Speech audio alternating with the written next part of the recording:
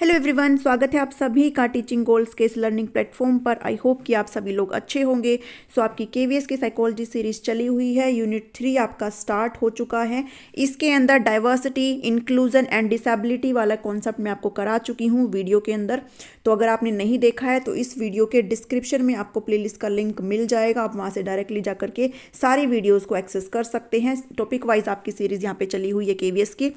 आज आपके साथ डिस्कस करने वाली हूँ पीडब्ल्यूडी और आरपीडब्ल्यूडी यानी कि पर्सन विद डिसेबिलिटी एक्ट जो कि 1995 में आया था, and right of person with disability act that is 2016। इन दोनों के बीच में कंपैरिजन भी करेंगे, क्या दोनों में डिफरेंस है, कौन कौन सी डिसेबिलिटी के बारे में बात करी गई इन दोनों ही एक्ट के अंदर, कब आया था, कैसे आया था, कहाँ से लागू किया गया था, सारी चीज़ें आज की इस वीडियो में अच्छे से पढ़ेंगे। पॉइंट टू पॉइंट यहाँ पे आपको सारी चीज़ें दी गई है। सो आपको एक लंबी पीडीएफ पढ़ने की बजाय आपको ये वीडियो देखने से काफ़ी बेनिफिशियल रहेगा। जितने भी टीचिंग एग्जाम्स होते हैं जिनमें ये सारी चीज़ें आ सकती है, वहाँ पे आपकी इसमें काफ़ी हेल्प हो जाएगी। तो वीडियो को अच्छे से देखना, आपको सारी चीज़ें यहाँ पे समझ में आ जाएगी। वीडियो पसंद आती है तो वीडियो को लाइक कर देना और चैनल को सब्सक्राइब करके करे बिना ना जाना। सब्सक्राइब करना फ्री होता है। तो चलिए जल्दी जल्दी से सब्सक्राइब कर लीजिए। वीडियो को शुरू करते हैं। सबसे पहले तो बात करूंगी पीडब्ल्यूडी यानी कि पर्सन विद डिसेबिलिटी एक्ट 1995 के बारे में। उसके बाद मूव करेंगे आरपीडब्ल्यूडी एक्ट, क्योंकि इसी के साथ ही इसको क्या किया गया था, आगे बढ़ाया गया था।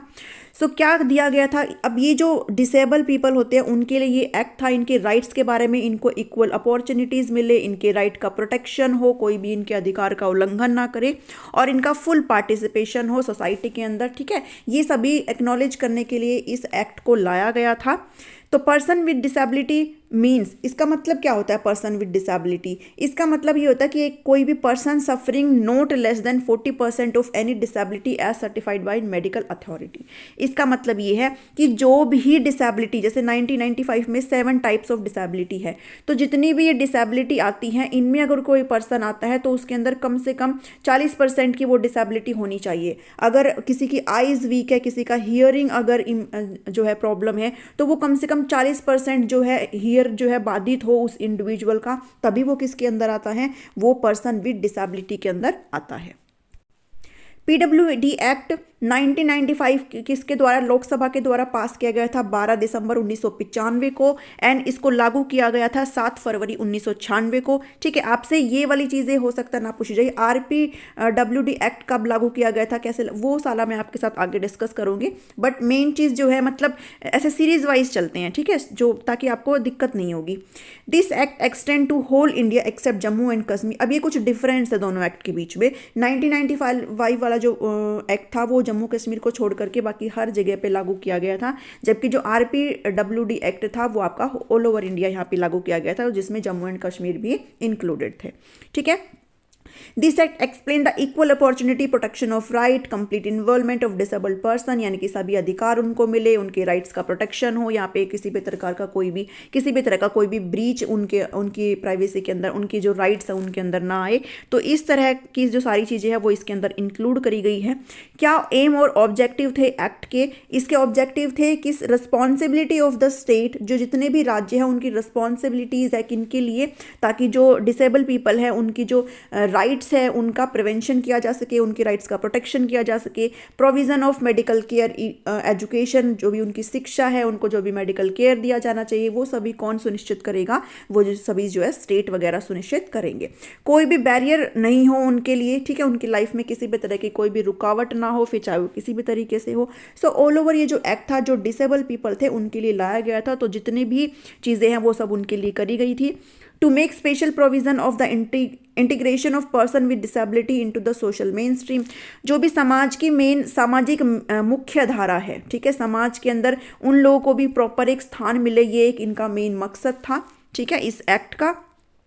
इसके अंदर आपसे पूछा जा सकता है कितनी डिसेबिलिटी आती थी, तो पीडब्ल्यूडी एक्ट के अंदर आपकी टोटल 7 डिसेबिलिटी आती थी, जबकि आरपीडब्ल्यूडी एक्ट के अंदर आपकी बढ़ा करके 21 कर दी गई है। ठीक है, तो आपको पीछे की भी याद रखनी है। कौन कौन सी 7 थी? ये आपकी 7 थी जिसमें आपका ब्लाइंडनेस आता है, अंधापन, लो विजन आती है, कम दृष्टि, हियरिंग इम्पेयरमेंट, श्रवण दोष आता है, लोकोमोटर डिसेबिलिटी, गति संबंधी जो विकलांगता है वो इसमें आती है, लेप्रोसी कर्ड उपचारित कुष्ठ रोग इसमें आता है, मेंटल रिटार्डेशन आती है और मेंटल इलनेस इसके अंदर आती है, जो मानसिक बीमारी होती है। तो ये सारी 7 डिजीज़ भी आपको यहाँ पे याद रखनी है जो डिसेबिलिटी के अंदर आती है पीडब्ल्यूडी एक्ट के अंदर, ठीक है। तो ये आपको चीज़ें याद रखनी है, कौन से पीडब्ल्यूडी एक्ट 1995 के अंदर 7 तरह की डिसेबिलिटी काउंट करी गई है। अब बढ़ते हैं अपने अभी जो नया वाला एक्ट है 2016 का, right of person with disability act 2016, इसको रिप्लेस किया गया है किससे, जो आपका पिछले वाला है 1995 का, इसलिए मैंने आपको पहले ये वाला कराया है। तो इसको इससे रिप्लेस किया गया है। क्यों रिप्लेस किया गया है, आगे एक जो कंपैरिजन चार्ट है उसके माध्यम से आपको अच्छे से समझ में आ जाएगा। RPDW act 2016 is the disability legislation, एक विकलांगता कानून है जिसको इंडियन पार्लियामेंट के द्वारा पास किया गया था। इसका जो ड्राफ्ट बिल कब इंट्रोड्यूस किया गया था, 2011 में, 2011 में इसका एक मसौदा जो विधेयक है वो 2011 में पेश किया गया था, ठीक है। ये सारी चीज़ें आपको अच्छे से याद रखनी है। Introduced in parliament in February 7, 2040, 7 फरवरी 2014 को पार्लियामेंट में इंट्रोड्यूस किया गया। उसके बाद राज्यसभा ने इसको पास कर दिया 14 दिसंबर 2016 को, और after passing and approval of president के साइन वगैरह हो गए, एंड ये फिर क्या बन गया, एक कानून बन गया 30 दिसंबर 2016 को, ठीक है। उसके बाद इसको लागू किया गया 15 जून 2017 को ऑल ओवर इंडिया, ठीक है। 1995 वाला जो एक्ट था वो जम्मू कश्मीर को छोड़ करके हर जगह लागू किया गया था, लेकिन ये वाला जो एक्ट है उसको ऑल ओवर इंडिया यहाँ पे लागू किया गया। किसके अंडर आता है ये भी पूछा जा सकता है आपसे, इंटरव्यू में हो सकता है भाई यहाँ से क्वेश्चन वगैरह पूछ ले। तो ministry of social justice and empowerment, समाज न्याय एवं अधिकारिता मंत्रालय के अंतर्गत ये सारी चीज़ें आती हैं। This act was passed to fulfill the obligation of India to UNCRPD, ठीक है। जितने भी इंडिया के दायित्व है टुवर्ड्स UNCRPD उसको फिलफिल करने के लिए इस एक्ट को लाया गया था। डिसेबिलिटी इस एक्ट के अंदर 7 से 21 हो गई है, यानी कि 14 डिसेबिलिटी इसके अंदर और ज़्यादा और जो है ऐड हो गई है, वो हम आगे अच्छे से डिस्कस करेंगे।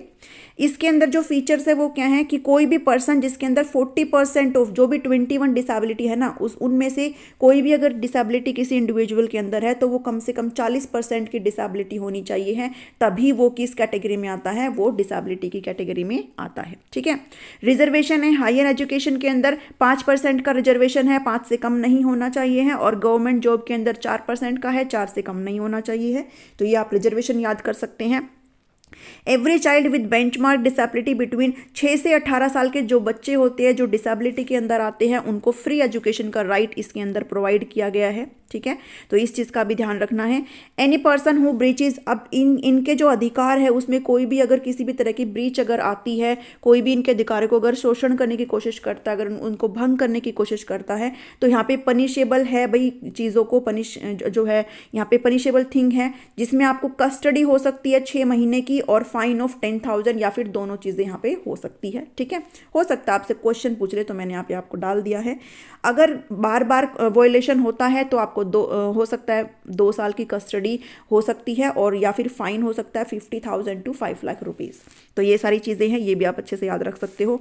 टोटल चैप्टर कितने आते हैं आरपीडब्ल्यूडी एक्ट में, तो टोटल चैप्टर आते हैं 17 चैप्टर आते हैं। अब बात करते हैं जितनी भी डिसेबिलिटी है 21 टाइप्स की, वो सारी अच्छे से देखते हैं। सबसे पहली है लोकोमोटर डिसेबिलिटी, चलन दिव्यांगता, ठीक है। आप पिक्चर के माध्यम से भी देख सकते हो। हाथ या पैर अथवा दोनों की विकलांगता, या तो हाथ या पैर, ठीक है, फिर दोनों की विकलांगता। लकवा अगर किसी को है, हाथ और पैर अगर कट जाते हैं तो फिर ये इसके अंदर आते हैं। तेजाब हमला पीड़ित, अब इसके बारे में तो बताने की जरूरत नहीं, आप सभी इस चीज़ से जो है वाकिफ है, एसिड अटैक विक्टिम है, ठीक है। लक्ष्मी अग्रवाल है ये। शरीर के अंग, हाथ, पैर, आंख आदि पर तेजाब हमले की वजह से असामान्य प्रभावित होना, तो ये इसके अंदर आता है। कानों का जो दिक्कत है, श्रवण बाधित, डीफ पना जो है वो अगर किसी के अंदर, तो वो इसमें आता है। दोनों कानों में 70 डेसिबल श्रवण की गति, ठीक है। ये भी आप चीज़ें याद कर सकते हो। कुष्ठ रोग से मुक्त, लेप्रोसी कर्ड इसमें आता है। लेप्रोसी कोड जो है 1995 वाले में भी शामिल था। हाथ या पैर या उंगलियों में विकृति, टेढ़ापन, शरीर की त्वचा पर रंगहीन धब्बे, हाथ या पैर या उंगलियों का सुन्न हो जाना, ठीक है। तो ये सारी चीज़ें हैं, ये आपको अच्छे से देख लेनी है। बौद्धिक दिव्यांगता, इंटेलेक्चुअल डिसेबिलिटी, बौद्धिक कार्य एवं अनुकूल व्यवहार में कमी। उसके बाद है मेंटल इलनेस, अस्वाभाविक व्यवहार, खुद से बातें करना, मति भ्रम या भय, व्यसन, गुमसुम रहना, ये सभी किसके आता है, इसके अंदर आता है। उसके बाद है हेमोफीलिया, ये ब्लड रिलेटेड है। चोट लगने पर अत्यधिक रक्त का स्राव यानी कि रक्त जो ब्लड है वो काफ़ी बहने लगता है, रुकता नहीं है, रक्त बहना बंद नहीं होता इसमें, ठीक है। तो ये हेमोफीलिया है। उसके बाद आता है ड्वार्फिज्म, यानी कि बोनापन, मतलब एक उम्र बढ़ती है लेकिन यहाँ पे हाइट जो है वो कहीं ना कहीं रुक जाती है, ठीक है। 4 फुट 10 इंच या 147 सेंटीमीटर या इससे कम, ठीक, ये वाली सारी चीज़ें आप ध्यान रख लीजिएगा। ब्लाइंडनेस, देखने में कठिनाई या फिर पूरी तरीके से दृष्टिहीन है, पूरी तरीके से अगर देख नहीं सकते। हार्ड ऑफ हियरिंग है, अगर ऊंचा सुनता है, कम सुनता है, दोनों कानों में 60 से 70 डेसिबल श्रवण क्षति है, तो आप लोग इसमें आते हो। उसके बाद सेरिब्रल पाल्सी है, पैरों में जकड़न, चलने में कठिनाई, हाथ से काम करने में कठिनाई इसमें आता है। स्पेसिफिक लर्निंग डिसेबिलिटी आती है। लर्निंग डिसेबिलिटी की मैं एक अलग से वीडियो बनाऊंगी, और जो टाइप्स ऑफ डिसेबिलिटी है और जो लर्निंग की डिसेबिलिटी है उनके ऊपर इसके बाद वीडियो आएगी अलग से। भाषा बोलने या लिखने की कमी हो, ठीक है, जो डिसलेक्सिया, डिसग्राफिया, डिसकैलकुलिया है ना, ये सब आप सीटेट में भी पढ़ के आए हो, इसके अंदर आती है। मल्टीपल बहुस्क्लेरोसिस, ठीक है, दिमाग एवं रीढ़ की हड्डी के समन्वय में परेशानी है, ठीक है। थैलेसीमिया, ये भी खून से रिलेटेड है, ब्लड से रिलेटेड है, हीमोग्लोबिन की कमी इसमें हो जाती है थैलेसीमिया में। उसके बाद मस्कुलर डिस्ट्रोफी है, मांसपेशियों में कमजोरी एवं विकृति आना, आप डायग्राम से देख सकते हैं। लो विजन, यानी कि कम दिखना है। 60 वर्ष से कम आयु की स्थिति में अगर कोई भी इंडिविजुअल 60 वर्ष से कम है, क्योंकि उसके बाद तो ऑब्वियसली सबकी जो आइज़ है वो कहीं ना कहीं वीक हो जाती है ना, तो 60 वर्ष से अगर कम आयु है और फिर अगर आप रंगों की पहचान नहीं कर पाते हैं तो इसमें आता है। उसके बाद स्पीच एंड लैंग्वेज डिसेबिलिटी है, बोलने में कठिनाई है, सामान्य बोली से अलग बोलना, ठीक है, ये सारी चीज़ें हैं। मल्टीपल डिसेबिलिटी है, यानी कि ये जो भी डिसेबिलिटी आपकी ये करवाई गई है उसमें अगर एक 2 से ज़्यादा है, ठीक है, 2 या 2 से ज़्यादा दिव्यांगता है, जैसे श्रवण एवं दृष्टि, भाई सुनता भी नहीं हो और या फिर देखने में भी समस्या हो, तो वो इसके अंदर आता है। ऑटिज्म है, एक चीज़ पर ना टिक के नहीं बैठ सकते हैं लोग, आंखें मिलाकर बात नहीं करते हैं, गुमसुम रहते हैं, सोसाइटी में मिलना पसंद नहीं करते हैं, जिनके अंदर ऑटिज्म होता है। पार्किंसन डिजीज, हाथ पाँव में मांसपेशियों में जकड़न होती है। तंत्रिका तंत्र प्रणाली संबंधी कठिनाई, ठीक है, ये सारी चीज़ें हैं। सिकल सेल डिसीजेज, खून की, ब्लड रिलेटेड है, ये भी खून की अत्यधिक कमी होती है, खून की कमी से शरीर के अंग या फिर अवयव यहाँ पे खराब होने लग जाते हैं। तो ये सारी चीज़ें थी, ये आपको अच्छे से देख लेनी है, ठीक है, सारी चीज़ें अच्छे से देख लेना, ये आपसे हो सकता है एग्जाम में पूछी जा सके, और मे भी शायद पूछ ले। और अब बात करते हैं डिफरेंस की, कि क्या डिफरेंस है दोनों एक्ट के अंदर। तो डिफरेंस सबसे पहला ये है 1995 वाला, और ये 2016 वाला है, नए वाला, ठीक है। इसके अंदर 60 डिसेबिलिटी मेंशन है और नए वाले के अंदर 21 है, 14 यहाँ पे प्लस हो गई है, जो मैंने आपको ऊपर कराई है। जम्मू एंड कश्मीर में ये इसको लागू नहीं किया गया था, ये जम्मू एंड कश्मीर में भी इंक्लूडेड है, ऑल ओवर इंडिया इसको अप्लाई किया गया था। 1995 वाला जो एक्ट है वो मेडिकल प्लस चैरिटी बेस्ड है, जबकि ये मेडिकल प्लस सोशल मॉडल है, ठीक है। इसमें राइट्स जो है अच्छे से दिए गई हैं, अच्छे से यहाँ पे इंक्लूडेड है। इसमें जो राइट्स है और एंटाइलमेंट है वो अंडर दिस मेंशन नहीं है अच्छे से, ठीक है। यहाँ पर हर चीज़ें, एवरीथिंग यहाँ पे अच्छे से क्या है, मेंशन है। स्पेशली वुमेन और चिल्ड्रन की लाइट, यानी कि औरतों और बच्चों के जो अधिकार हैं उनके बारे में भी अच्छे से यहाँ पे बात करी गई है। इस एक्ट के अंदर डेफिनेशंस यहाँ पे अच्छे से डिफाइन नहीं है, जबकि 2016 वाले एक्ट के अंदर डेफिनेशंस यहाँ पे अच्छे से डिफाइन है। उसके बाद यहाँ पे मेंटल इलनेस की डेफिनेशन है वो बहुत नैरो टर्म में डिफाइन है 1995 वाले में, जबकि 2016 वाले में एक ब्रॉडर डेफिनेशन है किसकी, मेंटल इलनेस की। तो ये है आपका कुछ डिफरेंस, आपसे पूछा जा सकता है, आपको ये भी चीज़ें याद रखनी है, ठीक है। तो आज के इस वीडियो में इतना ही। आपके साथ right of person with disability act 2016 and 1995 वाले एक्ट को यहाँ पे डिस्कस किया गया है। सारी चीज़ें पॉइंट टू पॉइंट है, आप लोग इतना अगर ये अच्छे से कर लेते हो तो आपके लिए काफ़ी इनफ है, ठीक है। हर एग्जाम में आपको ये हेल्पफुल रहेगा। वीडियो पसंद आती है तो इसको ज़रूर लाइक करना, ताकि सभी के साथ शेयर करना, ताकि सभी के पास पहुंच सके, और चैनल को जल्दी जल्दी से सब्सक्राइब कर लीजिए। Thank you, thanks for watching me.